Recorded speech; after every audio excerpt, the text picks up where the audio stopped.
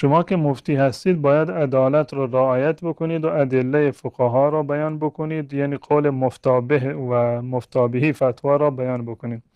مفتابهی یعنی چی؟ همین که بسیار از فقها میگن این نزد ما مفتابهی هست، یعنی چی؟ این مفتابهی رو کی تعیین کرده؟ آیا وقتی که در یک مذهبی مثلا گفتن مفتابهی یعنی این هست، یعنی این 100% این قول صحیح است و راجح هست؟ رجحان یک قول و فتوای یک عالم بستگی به اصطلاح دلیلش دارد. اگر به اصطلاح دلیلش از آیه قرآن و از احادیث رسول الله صلی الله علیه و سلم دلیل صحیحی بود، دلالت بر اون حکم شرعی می کرد، راجح بود، اون راجح هست.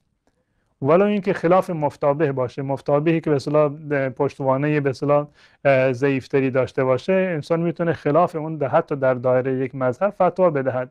مفتابهی که یک عالم فتوا داده با یک عالمی دیگر که فتوا داده، اون در واقع متفاوت است، زیرا که تفاوت دیدگاه دارند، علمشون در یک حدی نیست، یکی بالاتر هست یکی کمتر هست، استدلالشون شاید یکی قویتر باشد یکی ضعیفتر.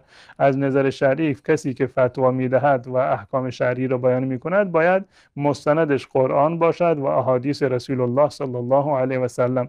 هر کدوم قولی از اقوال مذاهب اربعه و از فقها که دلیلش قویتر و صحیحتر باشد، اون به عمل کردن اولاتر و بهتر هست.